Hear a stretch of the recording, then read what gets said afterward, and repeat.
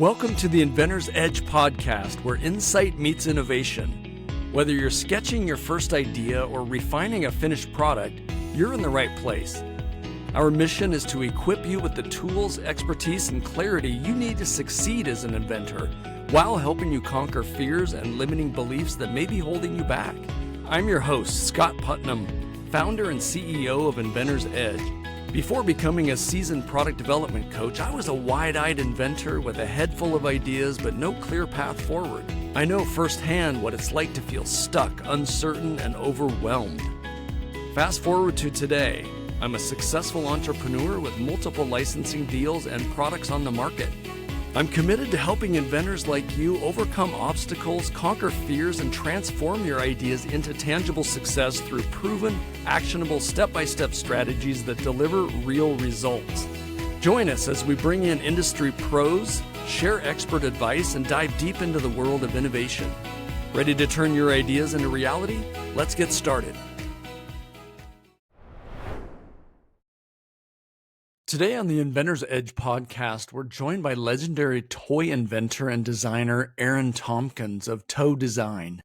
Since graduating from FIT's toy design program in '96, Aaron has never had a traditional job. He's spent nearly 3 decades creating these bold, unforgettable concepts like Swear Bears, co-creating the hit Grocery Gang, and co-inventing Chow Crown. In this episode, Aaron drops some absolutely critical insights that only seasoned toy and game inventors know, revealing how quirky ideas become global sensations. Let's dive into the mind of a true original.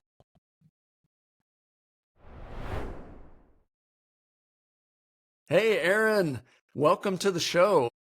Thank you. Thanks for having me. Well, it's so great to be here. I always love having experts on the Inventor's Edge podcast, and you're in such a fun category with toys that I'm really excited to dive in. But before that, tell us where you're from and maybe just a little bit about yourself. I'm from Poughkeepsie, New York, which is in the Hudson Valley of upstate New York. And I started in toys by collecting toys. I used to go to vintage flea markets and garage sales. When I was in high school, we used to drive around and buy vintage toys. And basically, I started in the toy business from toy collecting. I looked at your website and some of the information you shared, and I was getting flashback because you had some of those Shogun Warriors. I'm like, I loved that thing with the, it shoots the little bird out of the chest. Really fun stuff. I also had a Commodore 64 back in the day, too. So you've been collecting for a long time, but more creating toys since the 90s. How did your early experiences with just being around toys or collecting them, how did it shape the way that you invent today? I collected toys for years. Then I went to FIT toy design. We took classes on inventing and coming up with new concepts. And that was where my priority was trying to come up with something fresh and new and the spark of inventing. That's what made me be involved with it. It was the actual, and you come up with a great idea and you have that spark, and then that drives you. So in '96, when I was 23, I started working with this toy agent by the name of Andrew Bergman, who called on about 50 different toy companies. And that's how I started working with him. Yeah, that's really cool. Yeah, having those connections, that experience, and shaping the way that your career moves. Did you always want to be a toy creator? I mean, even as a kid? Well, I was toy collecting. Me and a friend of mine who we both went to high school together, both were toy collectors. And my dad saw in the paper that there was this new toy design program that was only like in its 5th year in New York City, FIT. And he's like, why don't you apply to this toy design program? That's interesting. So it sounds like your dad was really supportive of your kind of entrepreneurial journey rather than go get a friggin' job. They probably thought I was going to get a job. The majority of the people out of that program at that time had, placement. I got an offer for a job at Hasbro in the preschool department. I did an intern there, and the dude that I worked for called me up at home in '96 and said, hey, do you want a job in the preschool department? And I was like, I actually want to be working in inventing. So I turned it down. And I think that was the crossroads where I said, boy, now I'm going to be an inventor. And I didn't know what I was getting involved with because I didn't know anything. I was 23 years old. That's interesting. That's an interesting crossroads, kind of making that decision that Yeah. you made the commitment. A lot of people think I want to be an inventor while they're doing their day job, and then decades go by, and then eventually they're like, wow, what am I going to do with all these great ideas? Yeah, I never had a day job. I never had a job. So once I became an inventor working with Andy, I was living in Philadelphia, and I had a efficiency apartment that was $375 a month, and it didn't have anything. I didn't have a table. I didn't have a chair. The closet door as the table, and then I sat on a fan. And I worked there for about a year and a half before computers with magic markers, faxing my concepts over to my agent. And then he would pick out a concept, and then I would do the pitch boards on that with magic markers. And then I would go to Kinko's and make color copies, and then FedEx him the color copies so he could go to the meetings and pitch the ideas. Wow. It was crazy. That's wild. So he's literally pitching colored copies of your magic marker sketches. Yeah, and he would go to, wow, Tyco, Mattel, Hasbro, wherever, and we were pitching concepts. Like he would get, the ideation list from what they want, and then he'd say, hey, we're going to meet with whoever, come up with 20, 30 ideas, and then he would pick some off the fax, maybe even beep. He would send me a beeper. I had a beeper. He'd beep me back, telling me which ones he thought were good, and then I would draw them up and bring them to FedEx. That's amazing. I had a beeper too. We're dating ourselves here, but that's okay. You know what I mean? That's what, it's all about longevity. For sure. Yeah.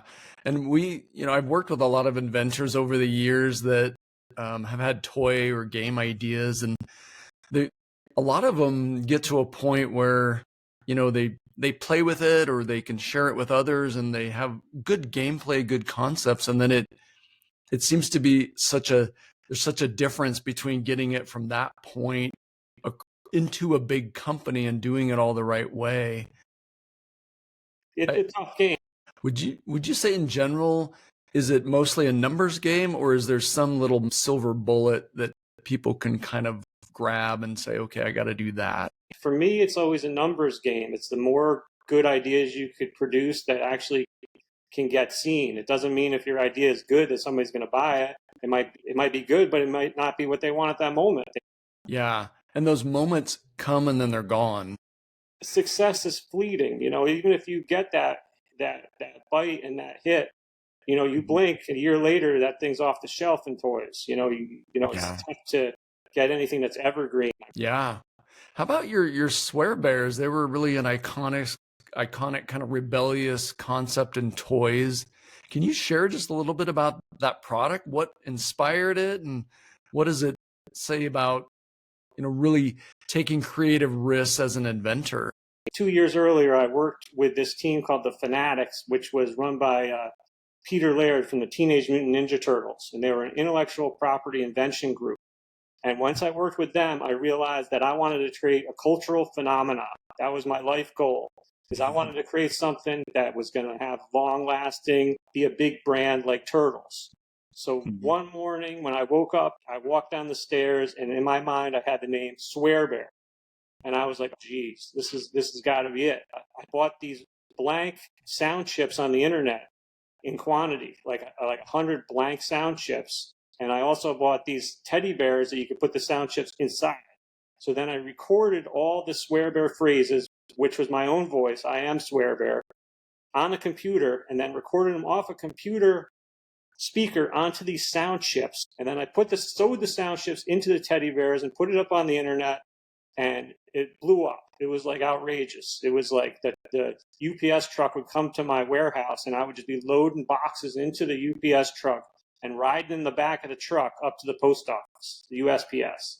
And then we expanded into more characters. I went to the dollar store and I bought these teddy bears. And based upon what I saw in the dollar store, I made up characters right then and there and redid the voices. So I made like a devil teddy, a horny bear, bitchy bear, all these different characters from dollar store bears. I met with a friend of mine who was in the toy business, and he's like, oh, we'll bring this stuff to Spencer's. So I dealt with the factories and made a bunch of samples and paid for all the sampling. And then we brought the stuff to Spencer's with him, and he sold a crap load of those things at Spencer's, the Swear Bear, the Birthday Swear Bear, and the Burp Bear. And he sold his company, and I licensed the plush to another company. And then they made more characters, the Swear Bear, the Birthday Bear, the Redneck Teddy, and the Boob Job Bear. And those sold at Spencer's and then Urban Outfitters and stores like that. And then we made action figures with another guy. And then at that point, I was making money on this other toy invention that I invented, which was a Elmo. So I was catching royalties on that. So I took all the money from that and I developed a whole property around Swear Bears where we made a TV pilot. So I had this warehouse in New Jersey where we built a huge TV set, puppet set, and I had 30 puppets made with my friends and different people in New York that made puppets. And we made a TV pilot that I funded from my money with Elmo and Swear Bear. And then I hired a guy from California to make an animated version. He was already like a veteran in the industry. And we made an animated version of Swear Bears. And then I flew to LA to do Comedy Central. We went to pitch Comedy Central, the Swear Bear animated series, and Adult Swim, and some others. And I partnered with a couple different production companies to make the TV show happen. And it was a 12-year-long quest, the world of the Swear Bear. All started from just me recording sound chips in my warehouse, one toy at a time. Man, that's wild. Yeah, it's crazy. That morning when you had the Swear Bears epiphany, which it sounds like you just kind of woke up and it was like, Swear Bears, this is it. Did you have any idea that it would ever get to the point that it became? No, I just knew that I could sell its teddy bear on the internet for $30, and we were selling them like crazy. So once we developed the first character, then I knew that I had to develop all the different characters. So I sat down and I developed the whole IP for the Swear Bear world. And it was Swear Bear, Beer Bear, Bitchy Bear, Horny Bear, Grandpa Grizzly, Bear, and Porno Panda were the originals. And then it expanded out to 52 different characters in the Swear Bear world. It was like I sat down and just like hammered on that shit for years. Wow. How fun just to have the freedom of like, okay, we're in this sort of naughty category. I can do whatever the hell I want. And it's going to be fine. And it worked. In the beginning, nobody believed in it. All the people in the toy business thought I was crazy, but I didn't care because I could afford to do it myself. And then once it picked up steam, then the toy people, got in on it. Man, what a wild ride. The toy industry, it's really evolved massively. If you look back over 10, 20, 30 years, what do you think in terms of what changes have really impacted independent toy inventors the most? And how have you kind of adapted to those changes? Well, when I started with Andy in 96, there was 50 different companies that we would go to Toy Fair and see. We'd have like a list of like every half hour, a different company you would be pitching to. There was like a crap load of companies. And now when the people that I work with, we only pitch like 3 or 4 companies total, maybe 5. So, it's definitely the pool got smaller of people to try to sell your ideas to. Is it sort of becoming big conglomerates versus, a lot of the smaller toy brands and manufacturers getting squeezed out? Well, it's just that through the years, a lot of the small innovative companies get eaten up by the bigger companies and their brands get dissipated and don't evolve. And now it's just the bigger companies are the ones that have the power to push ideas to make them, to their furthest extent. If you work with a smaller company, they might not have the ability to push it to make it grow and to make it anything. And that's, I think for a lot of people, no matter what their product is, there's sort of that dream of like just seeing your product on store shelves. Obviously, people want to make money with it too. But what was your attitude going in? And I know you've licensed several products. Was the goal like, I just want to see my stuff out there. I want people to enjoy it? Both? I'm in a different position because the only thing I do all the time is invent toys. Well, I need to sell stuff for it to come out on the market, for it to surpass the advance, and for there to be royalties, because I got I don't have any other job. It's nice to see it on the shelf, but if it doesn't pay my rent, then I can't give my landlord toys. What's the process really like for taking, let's say, a quirky or unconventional idea and really turning it into some major toy that a company's actually going to produce? Well, the first step is research, obviously. I'm sure that all the toy guys tell you that. You got to do Yeah. your thorough research through history of see if this idea has ever been done before, look back all the way to the 1950s, 60s, 70s. And then if nobody's ever done this thing, then you create a pitch deck, which first page would be your research on your competitor items or what makes your concept good or valuable. And then do the pitch art, which is like the drawings of the thing, and to see if there's any interest. And that's the same thing I've been doing since 1996. We just used to do it with magic markers. Now I do it with drawing and Illustrator, and I use AI art now that everybody's using AI art. So it just all that stuff combined. And you want to make a nice deck that shows what your idea is so you can talk about it with somebody else. And once you got your solid idea, maybe think about your extensions, because the thing's going to need legs. If you think that it's going to last more than a year or two, it's got to have different price points on the same item, maybe some cheaper ones, or different extensions of characters, or just as far as you can think it in your mind. And I'll even go as far as doing the packaging, what it shows on the shelf, or what it even shows like on the shelf at retail. And then of course you can even take it further. If you can cobble together a prototype, or you got somebody that makes a prototype, you make a sizzle, a 30-second commercial. It has to be short. It has to get the idea across in like 30 seconds of what your concept is, because these toy guys don't have any time to look at your ideas for 2 minutes while you blabber on about stuff. Our model traditionally has been like a one-page sell sheet with an embedded video, but do you always do a pitch deck? And how many pages is that normally? Yeah, I do pitch decks, which the first page will have the logo, the concept with the toy manufacturer's logo on there, their brand or whatever. And then the second page will be maybe some research showing why is this concept valuable? Is it on TikTok? Is it in the news? What's fresh about this? And then the third page will be the product, whatever it may be. And then the fourth page will be actually process drawing, which I do, which is how does this thing work? First it's this, second it's that, third it's this, and it's like a little scene of each scene. So there'll be like 6 scenes on a page of how the actual toy works. And then the next page may be, the extensions, showing a bunch of different stuff. And then the next page may be the actual package of it on retail. So, I mean, I try. You got to solve all the questions. So no matter what questions they have, it's already solved. Put it all in the deck.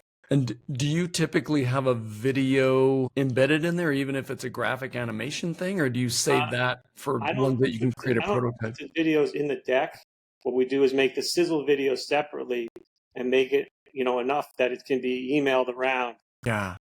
And if you can get prototypes, basically sell stuff. So if you got a partner who can build prototypes, you're in a way better position. Or if you can cobble the prototype, what I do sometimes is I fake it. I make it and then I shoot the video so it looks like it works, but it doesn't work. But it looks that way. So at least it starts the discussion. Yeah. Yeah. Shows them what it would look like, kind of proof of concept. How often, when you're pitching these for licensing, how often are they asking for real samples?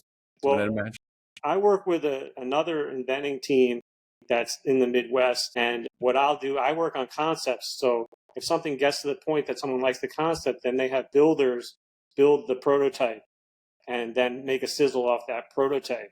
I've sold stuff off boards before, but it's infrequent. Now in the world of toys, everything's got to have a wow. Everything's got to be shareable on Instagram. Everything's got to spark somebody enough for them to say, hey, do that again. I like that. You can't be looking at something that you've seen before. It's all got, these people are putting tons of money into your ideas. It's got to be something that's going to knock somebody's socks off or get them excited.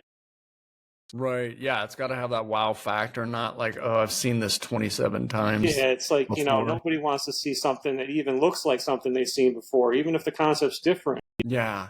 And Yeah. that's not an easy thing. It's not like you can have one idea and then you're like king of the nighttime world here. Yeah, Got it. You're not picking up the phone and calling these companies and no, pitching. I've done that in the past. I've sold my own stuff before, but it's these people that are selling stuff have long-term relationships. The toy Yeah. company knows they're going to deliver. I've Yeah. submitted stuff myself, like that Elmo I talked about. That particular one was a talking Elmo that I developed for swear bears, and then I was like, oh, this is could go mass market. So I had this factory in China make the sound chips for me, and then I brought that particular item to Fisher Price in New York when they were there, and showed it, and then they licensed it direct from me. But that was infrequent. Hmm.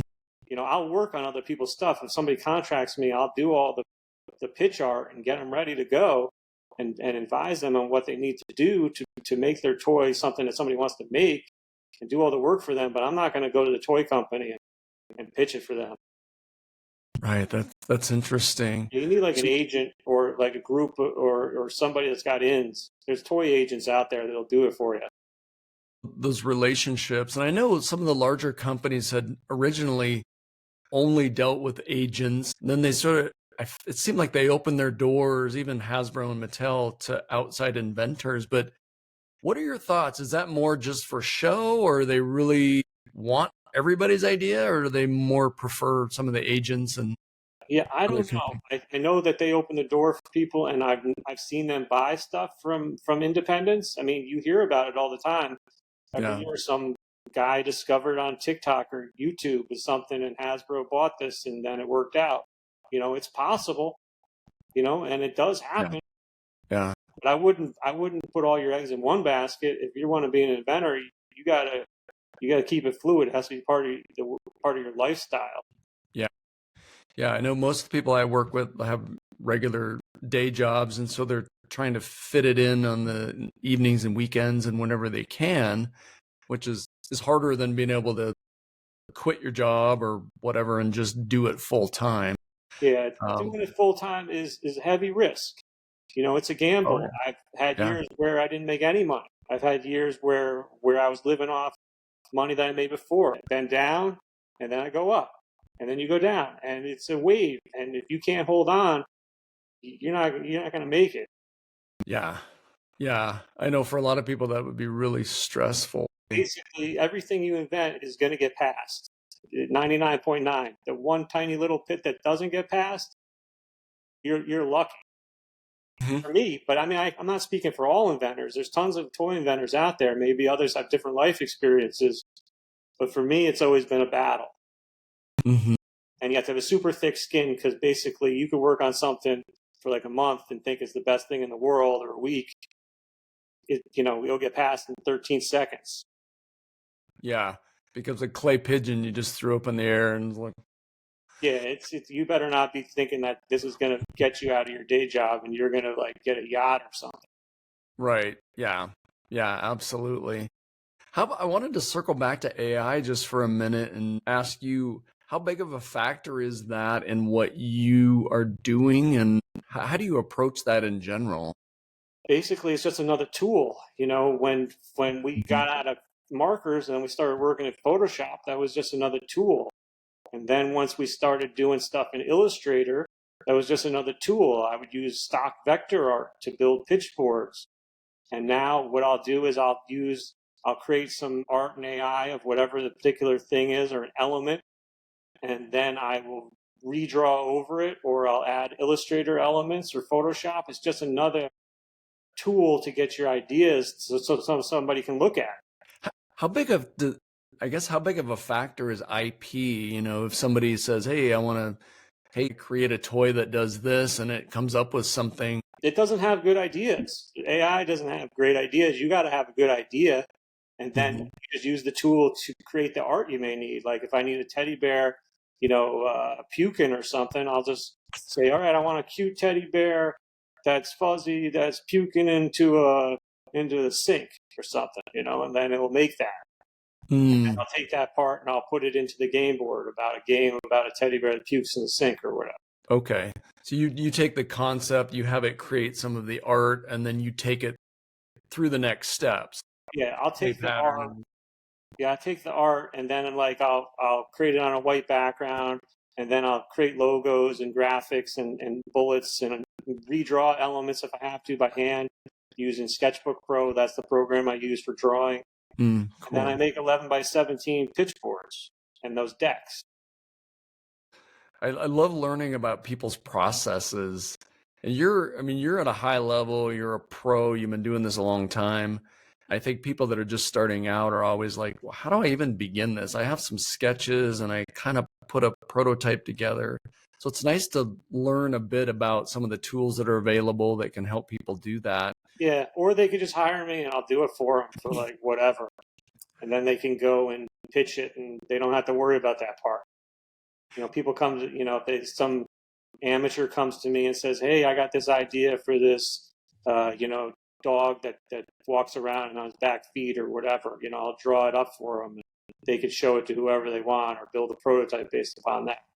Okay. That's great to know. Right. People think that they just have one idea and then that's going to be it, but you got to dig deeper because other people have the same idea. The way I look at it is like a tree trunk. A tree trunk has rings around it. Everybody's on the same ring. So everybody's going to come up with the same idea.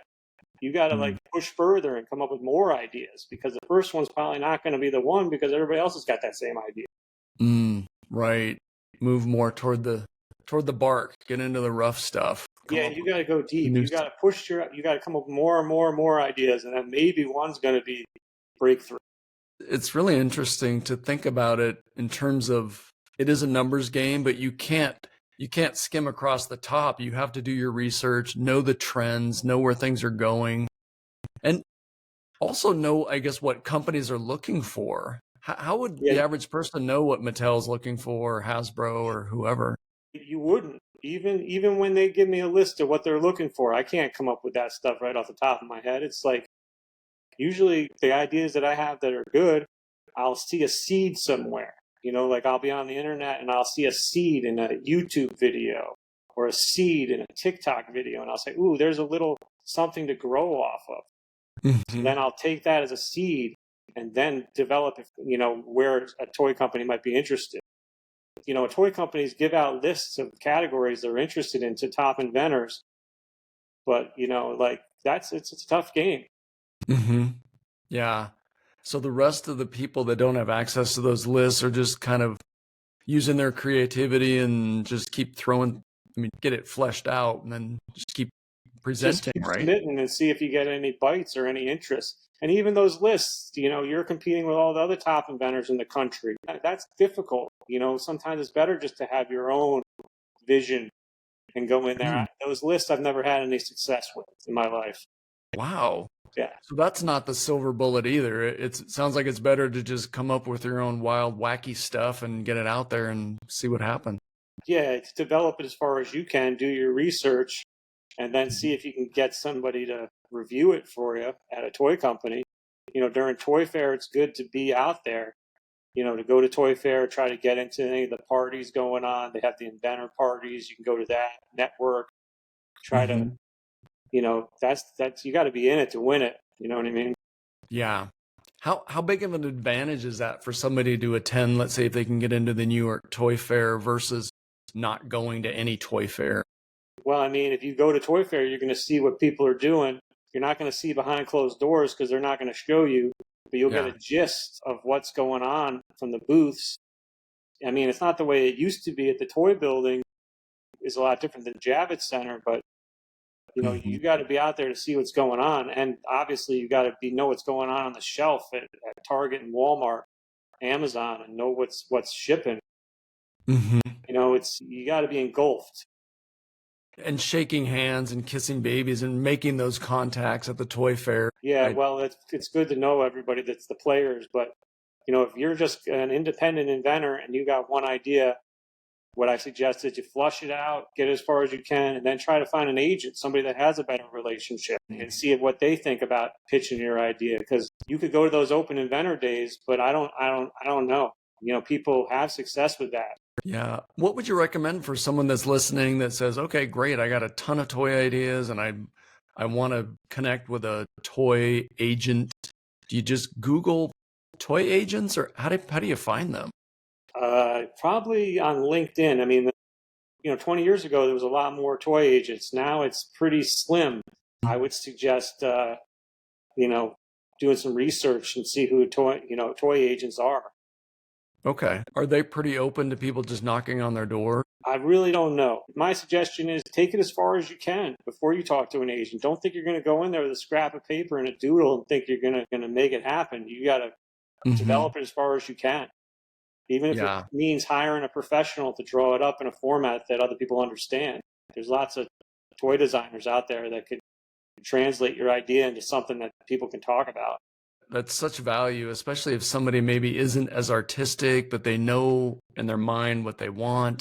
They can kind of get it on paper. To connect with somebody like you that can take the initial concept and really get it sketched out in a professional way. Yeah, you got to have it look right so the toy company looks at it and say, oh, this is a real toy. This isn't like got a million things that it does and it's going to cost $3,000. How much with like design for manufacturing goes into your designs? Not much. It's basically you're selling the big idea, and then if the big idea is useful, then one of the model makers will actually build it to something that you could actually manufacture. Okay, that's good to know too. With a lot of other products, we talk about, hey, the more you know about how this would actually be made, have that design for manufacturing in mind from the beginning, it's an advantage. But it sounds like I would say that's an advantage. Sure, if you know, but I don't know much about manufacturing. I know about toy concepts and I know about toys.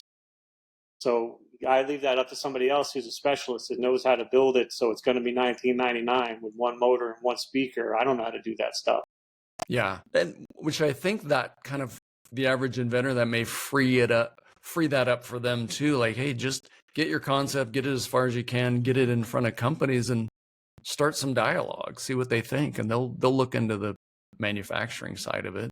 Right. Or if you get some interest from the board and maybe in your back pocket, you already got a builder in mind.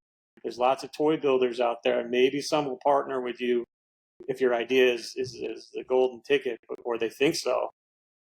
And then after you got some interest from your drawing, maybe you say, you come back in a month later with your model.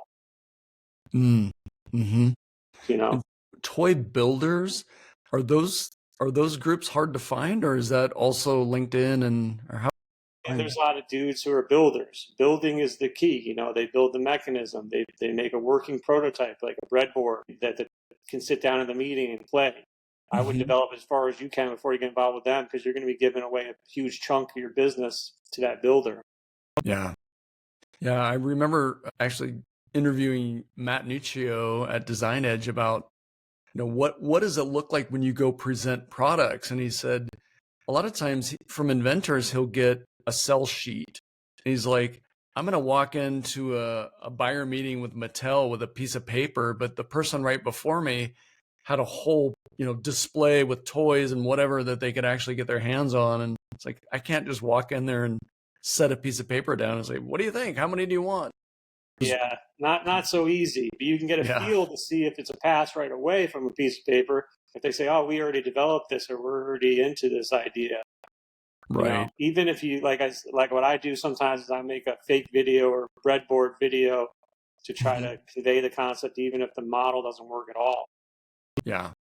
Which I think is great. I mean, then you can get a line in the water, see if there's even any remote interest in the concept at all before you go deeper into it. Before you spend a bunch of money on building prototypes and patents and trademarks and all that other nonsense.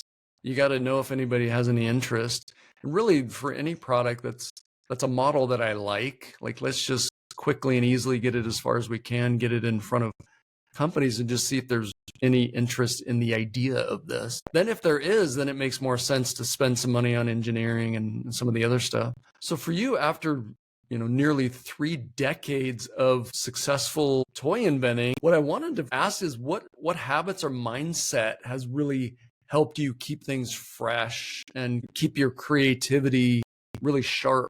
just keep hammering. So, you just get back up on the horse. You start the next day and you start fresh and you see if there's a category you're interested in, and then you do some research. A lot of toy companies, they want to know that the idea might be good, but is it good for now? Is it good for this moment? Can they jump on a TikTok trend? Can they jump on something that's going to be a trend in 2 years? Right now I'm working on stuff for 27. So you're like trying to predict what's going to be hot in 27.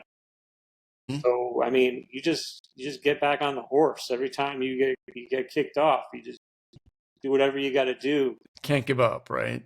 Well, yeah, if you give up, then I'm working at Walgreens. Right. So, Yeah.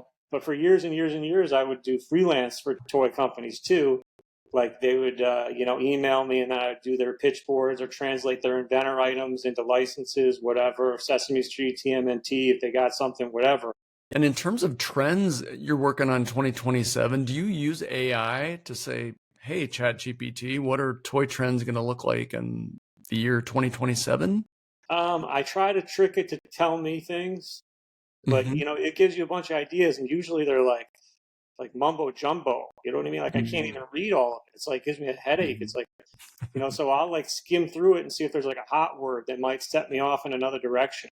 That's a good way to look at it, reminding people that it is a tool. It's not the cure-all, and use your own creativity, see what people are into, look at social media, right? Yeah, you got to know what's going on in the world. And for me, I also pull a lot of stuff from vintage toys. You got to have the knowledge of the history of toys, of what happened before, because if not, then you're just repeating it again, and you're wasting your time if it already happened. I'm all about the spark. When spark hits, you can feel it. You're like, ooh, wow, this is it, man. This is something cool. Let's develop this. Yeah, which I like. I mean, it's funny that the circling back worked. We bought our daughter's Rock'em Sock'em robots which my brother and I played with as kids and absolutely loved it. Right. And they thought it was really, really a cool thing. It was kind of this nostalgia. Yeah, Rock'em Sock'em robots is a great concept. It beat the crap out of each other. But if you look at 1998, Milton Bradley did Karate Fighters, which was the same thing as Rock'em Sock'em robots, just smaller. And then I think like 2 years ago, Moose Toys did a tiny mini Rock'em Sock'em robot character line that they developed all into 1 million characters. So all this stuff is just, sometimes in toys, you make it small, you make it big, it changes it, and change the price. Yeah.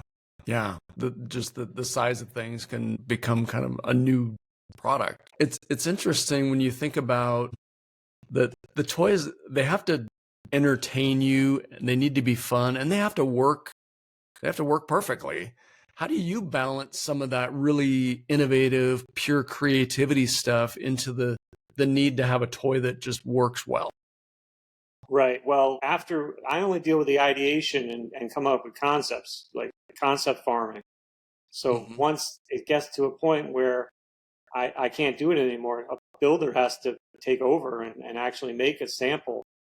Or if it's something like when we did Grocery Gang, the samples I just made myself. We just made a bunch of fake food packages, and I just physically made that with spray mount and X-Acto blades and Illustrator and Photoshop to make the samples. So it depends on if it's a mechanized toy. Like with Chow Crown, all I could do was do a drawing. I couldn't build nothing. So builders had to work on multiple models to get it right, to get it to the point where it could be played. That's interesting. With Chow Crown and that grocery gang, you also collaborated with some others. What has some of those collaborations really taught you about working with others in the invention process? Well, when you work with others, you might have your first step on the idea or the seed, and then they bring something else to the table. And then you take that idea, and then you might bring something else to the table. It's a building blocks. You might not start with the right idea right away. It might not be right off the bat genius with the first thought. It might have to develop and build to be actually something that is good. Working with other inventors and builders, I would advise that. Yeah. Yeah. Can take your idea and then maybe say, oh, how about we change this to this or move this to a new category? Maybe this concept I developed for boys, but boys' toys are harder to sell. Let's see if we can make a girls' version of this or a games version of this from the same seed. Mm-hmm. Yeah, I can see where the process of really continuing to let the process evolve and really thinking through all of those other tentacles that just can go out and expand the concept. Yeah, it's very organic. It's got, you got to let it grow. You can't be holding on to think that your idea is the best, because it might grow into a bigger tree, a bigger concept. Yeah, especially when you get more brains involved. I can see where you get this sort of organic spinning of wheels, and then all of a sudden it's like, whoa, we could go in all these different directions. And I think the inventors, our brains kind of like that. These ideas start spinning, and Right. Instead of trying to reel all that in, it's like, no, let's just let that spin off and then see what that looks like. Yeah, I would always suggest, if you have like a good seed of an idea, try to apply it to all the categories, because toy companies might not be buying stuff with batteries and motors. They might want it for $19.99, or they might want it for $4.99. They might want it for girls. They might want it for plush. So it's best to think all that through before you go and try to show it to somebody. Yeah, great points. So for inventors that are listening, that are really thinking about the dream of breaking into the toy world, what's one piece of advice that you would give to someone that's really just starting out? I would say, don't get discouraged, have thick skin, assume that the majority of the stuff that you're going to do is not going to become a reality, and don't get stuck on one idea. Just work on tons, and then see what rises to the top. Which one is going to be the good one that actually surfaces to the top, and the other ones will fall below. Great advice. And are you normally working on multiple things at once, or do you kind of get one started and then take it to a certain point and then get another one? Is it more linear, or is it more just... No, I work on one thing and then I fully develop it as far as I can. I think with a lot of products, but certainly with toys, I think timing is such a critical thing. Is there a perfect time to pitch toys? Because I know it's very cyclical, and I know there's windows that sort of open and then they close. If you come up with an idea, you want to pitch it soon, because somebody else is going to come up with the same one and they're going to get it out before you. So I wouldn't be sitting on stuff all year waiting for the moment to show your big idea. Sure. Yeah. You show it and they'll be like, we just saw that last week. Dang it. It's so interesting. It's like the ideas kind of come into from the universe into Earth, and it's like, boop, boop, boop. Some people receive them, and then, depends on who does something with it. Right. And how they do something with it. It might not be the right execution. Mm-hmm. Yeah. I love your t-shirt, Only Visiting This Planet. And any final thoughts for our Inventor's Edge listeners?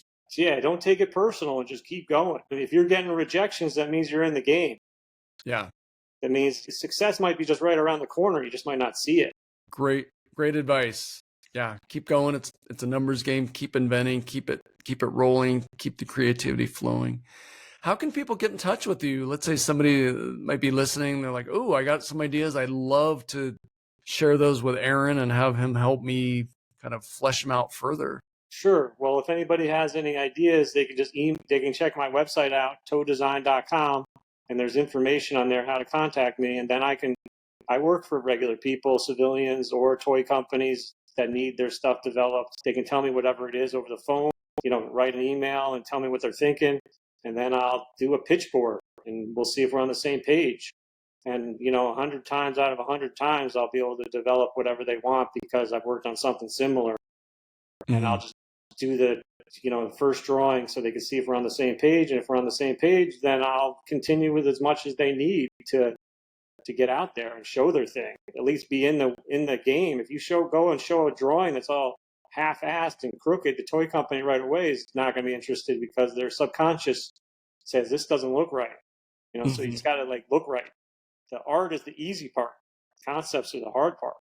Right. What a great value for people that maybe have a lot of ideas and they really don't know what to do next, to be able to reach out to you and have you help them really get it to a point where they can present it where it's received as it's coming from a professional toy designer. I mean, that's a huge value. Yeah, I mean, if not, then you're showing something and they're going to say no, even if it's the greatest idea, if it's not in the right format. Yeah. And your website, it's TOE design. Yep, Toe Design. I love it. Outside the box thinking all the way around, Aaron. It's such a pleasure to have you on. We'll have all of Aaron's contact information and links and things in the post. So take a look at that, reach out to Aaron, and such a pleasure to have you on, man.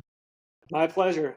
I wish everybody the best of luck, and I hope everybody gets a lot of hits. Maybe sometimes people have one idea and it becomes the hit. You could have beginner's luck.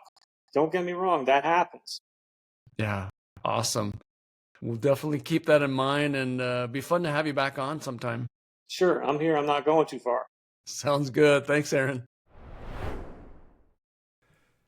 Thanks for tuning in to the Inventor's Edge podcast. I'm your host, Scott Putnam, and if you enjoyed today's episode, don't forget to like and subscribe, leave a review, and please share it with fellow inventors. Your next breakthrough could be just around the corner. For more tools, tips, and resources, visit us at inventors-edge.com. Until next time, invent with purpose, innovate with passion, and bring your ideas to life.